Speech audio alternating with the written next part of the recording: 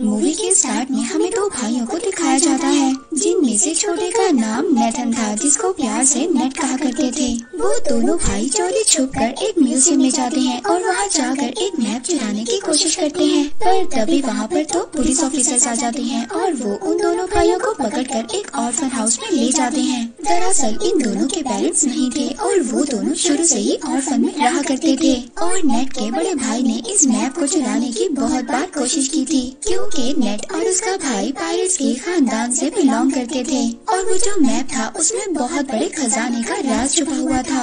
अब उस orphan house की सिस्टर पुलिस ऑफिसर से ये कहती है कि नेट अभी छोटा है, आप लोग इसके बड़े भाई को लेकर जा सकते हैं, क्योंकि वो बार बार मना करने के बावजूद भी चोरी किया करता था। बट यहाँ पर नेट का बड़ा भाई खुद को पुलिस के हवाले नहीं करना चाहता था, इसलिए अब वो यहाँ से भागने का डिसाइड करता है। अब वो अपने सामान को पैक करने के बहाने अपने रूम में जाता है। नेट अपने बड़े भाई से कहता है कि मैं तुम्हारे बगैर नहीं रह सकता। यहाँ पर नेट का बड़ा भाई उसको एक लॉकेट, लाइटर और एक लेटर देता है और ये कहकर वहाँ से चला जाता है कि मैं वापस जरूर आऊँगा। अब नेट अपने बड़े भाई के जाने के बाद जब वो लेटर ओपन करता है और उस पर लाइटर की रोशनी डालता है तो उसको एक मैसेज मिलता है। उस लेटर में ये लिखा था कि याद रखना, हम लोग पायरेट्स फैमिली से बिलोंग करते हैं और हम लोग जरूर मिलेंगे। इसके बाद सीन शिफ्ट होता है और हमें 15 साल बाद का सीन दिखाया जाता है। हम नेट को देखते हैं जो अब बड़ा हो गया था और वो एक बार में काम किया करता था और साथ ही छोटी मोटी चोरी भी किया करता था। जब एक दिन नेट अपनी बार में काम कर रहा था तो उसके पास विक्टर नाम का एक आदमी आता है। वो उसे कहता है कि मैं तुम्हें और तुम्हारे भाई को जानता हूँ। वो बताता है कि कुछ टाइम पहले मिलकर हम काम किया करते थे, लेकिन नेट को इस बारे में जानने में कोई भी दिलचस्पी नहीं थी। वो विक्टर से वहाँ से जाने का कहता है, मगर विक्टर जाते जाते उसके लिए एक कार्ड छोड़कर जाता है। उस कार्ड में विक्टर का एड्रेस लिखा हुआ था। नेक्स्ट सीन में हम देखते हैं कि नेट विक्टर के घर पर चला जाता है। वो उसके घर में जाकर वही मैप देखता है जो कई साल पहले उसने और उसके भाई ने चुराने की कोशिश की थी। तो तभी वहाँ पर विक्टर भी आ जाता है। विक्टर कहता है कि अगर तुमने पहले ही आना था तो मुझे तभी बता देते। यहाँ पर नेट विक्टर से कहता है कि ये तो वही मैप है जिसको ढूंढने के लिए कई लोगों ने बहुत ज्यादा मेहनत की और ये एक खजाने का नक्शा है और इस मैप के रास्ते पर जाकर बहुत ज्यादा लोगों ने अपनी जान दे दी और उन्हें कुछ भी हासिल नहीं हुआ और ये एक बकवास स्टोरी थी। विक्टर नेट से कहता है ये कोई बकवास स्टोरी नहीं है और मैं जानता हूँ तुम्हें और तुम्हारे भाई को इस मैप के बारे में काफी ज्यादा इन्फॉर्मेशन है। फिर इसके बाद विक्टर वहाँ पर नेट को एक बुक दिखाता है। उस बुक में वो एक शिप की तस्वीर दिखाता है। ये शिप कोई आम शिप नहीं है, बल्कि ये कोई बहुत ही पुरानी शिप है और इसकी कीमत 500 करोड़ है। और तो और उस शिप में बहुत ज्यादा खजाना भी छुपा हुआ है जिसको 18 लोगों ने मिलकर वहाँ पर छुपाया था।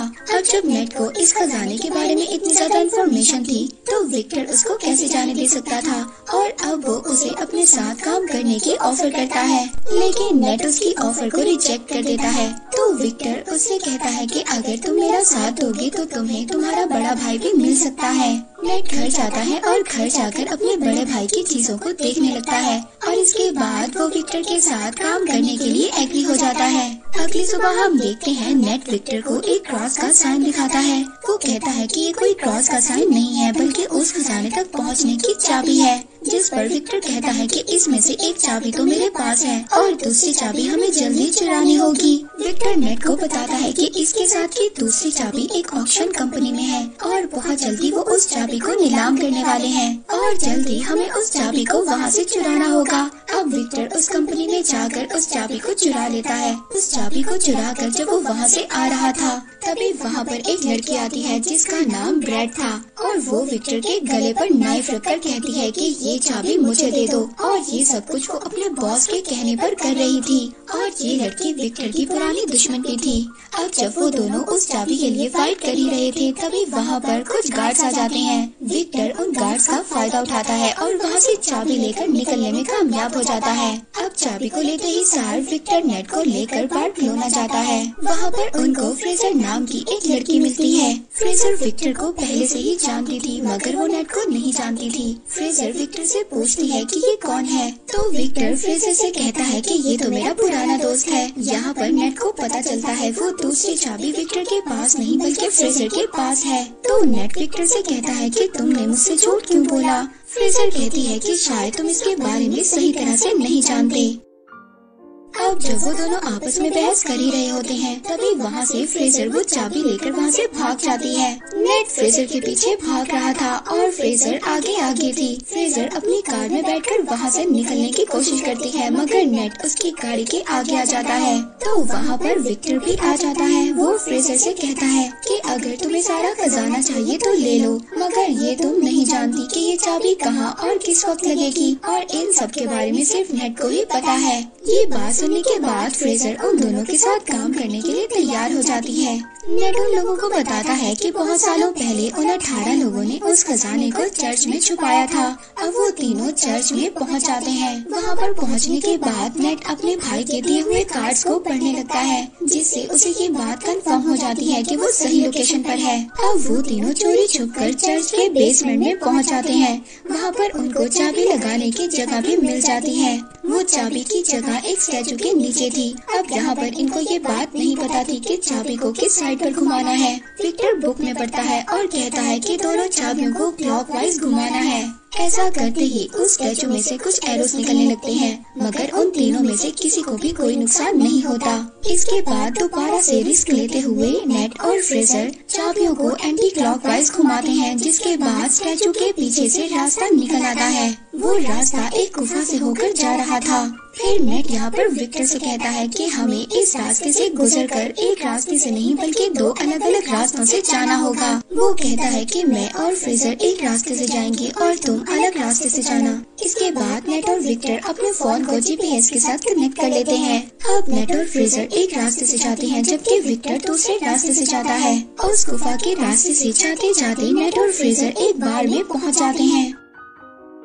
वहाँ पर एक और सीक्रेट रास्ता था जिसके बारे में कोई भी नहीं जानता था।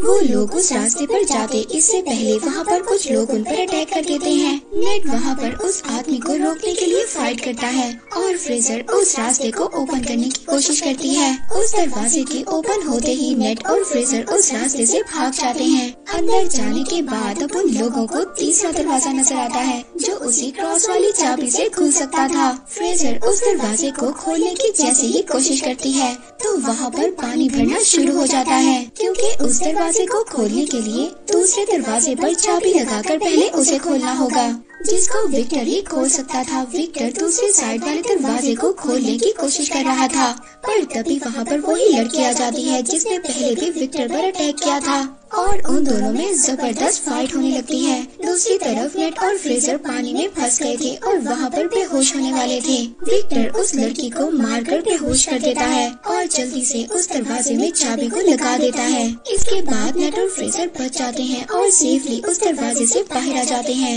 अब बारी थी फाइनल दरवाजे पर जाने की, लेकिन कोई भी ये नहीं जानता था कि उस दरवाजे को कैसे ओपन करना है।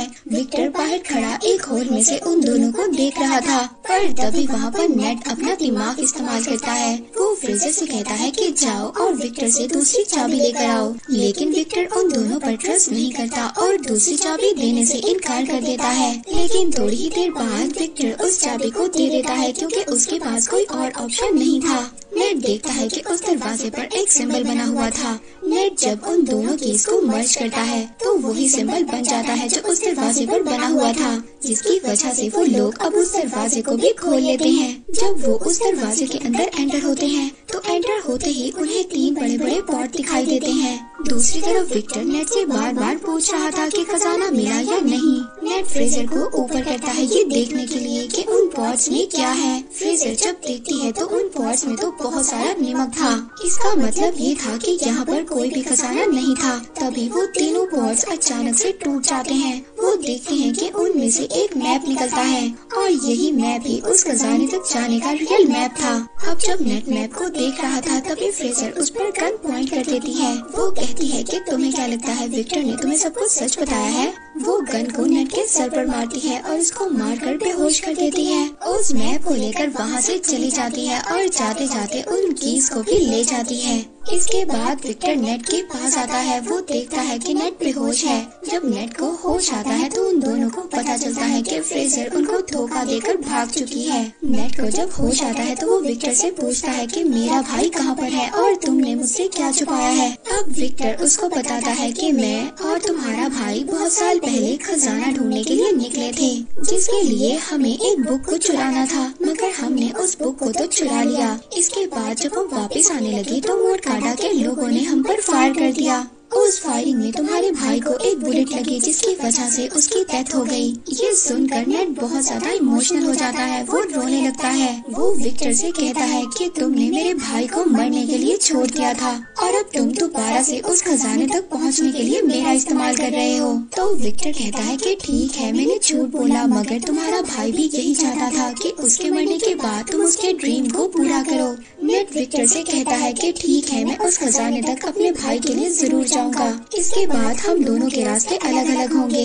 इसके बाद हम फ्रेजर को ब्रेड और उसके बॉस के साथ देखते हैं, यानी कि फ्रेजर इन दोनों के लिए काम कर रही थी। अब जो ब्रेड का बॉस था वो ब्रेड से कहता है कि आज के बाद तुम फ्रेजर के अंडर काम करोगी। और इसके बाद ब्रेड का बॉस अपनी पूरी टीम को लेकर खजाने की तलाश में प्लेन में बैठकर निकल जाते हैं और वो अपने साथ जरूरत के सामान को भी ले लेते हैं। प्लेन में बैठा ब्रेड का बॉस सबसे यही कह रहा था कि वो खजाना मेरा था और वो कई साल पहले मेरे खानदान से गुम हो गया था। लेकिन तभी ब्रेड अचानक से आकर पीछे से अपने बॉस का गला काट देती है। बॉस को मारने के बाद फ्रेजर अब ये समझ जाती है कि ये उसको भी मार देगी, इसलिए वो अपनी जान बचाने के लिए प्लेन्स में जो कार थी उसमें छुप जाती है। इस पर ब्रेड अपने आदमियों से कहती है कि फ्रेजर तुम्हें जैसे ही नजर आए तुम उसको फौरन से फायर कर देना। अब वो लोग फ्रेजर को वहाँ पर ढूंढ ही रहे थे, तभी हम नेट और विक्टर को देखते हैं जो एक कार की डिक्की में छुपकर उस प्लेन में आ गए थे।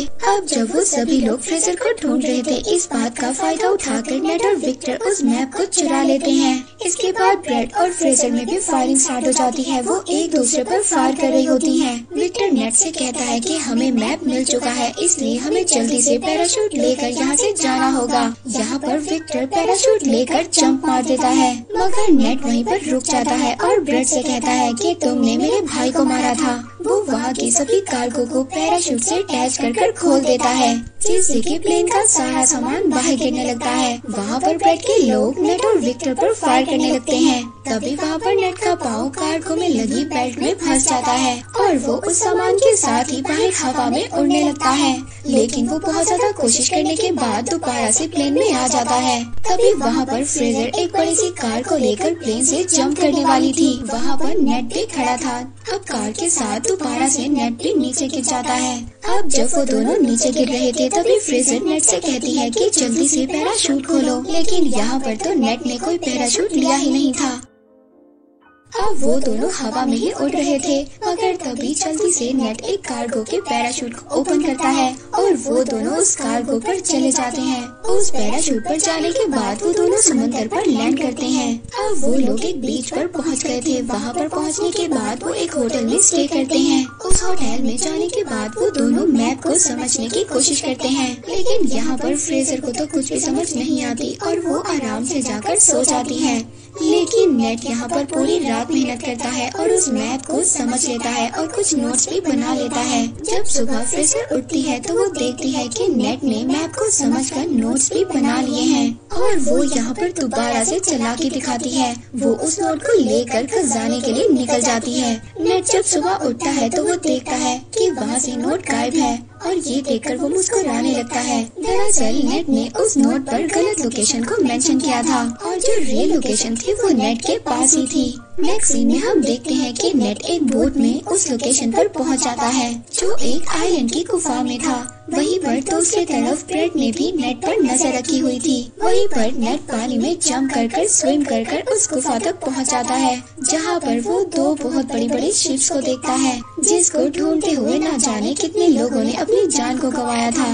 उस शिप के जब नेट अंदर जाता है तो वहाँ पर उसको बहुत सारा गोल्ड मिलता है, लेकिन पीछे से तभी उसे विक्टर की आवाज आती है। विक्टर भी वहाँ पर आ गया था और ये देखकर नेट काफी ज्यादा डर जाता है और पूछता है कि तुम यहाँ पर कैसे आ गए। तो वो उससे कहता है कि क्या तुम भूल गए, तुम्ही ने तो मुझे अपने जीपीएस से कनेक्ट किया था। अब जब वो दोनों मिलकर उस खजाने को देख ही रहे थे, तभी वहाँ पर ब्रेड भी अपने लोगों के साथ आ जाती है। उन लोगों को देखकर नेट और विक्टर दोनों छुप जाते हैं। ब्रेड तभी अपनी पूरी टीम को बुलाती है और उन दोनों शिप्स को प्लेन के जरिए वहाँ से लेकर जाने वाली थी, क्योंकि वो ये जानती थी कि खजाने के साथ साथ उस शिप की कीमत भी करोड़ों में थी। अब विक्टर और नेट उस शिप से बाहर आते हैं। वो दोनों अब उस शिप को ही हाईजैक करने का प्लान बनाते हैं। वो वहाँ पर शिप के फ्रंट पर आते हैं और वहाँ पर सभी गार्ड से फाइट करने लगते हैं। यहाँ पर नेट भी सभी गार्ड्स को खूब मार रहा था।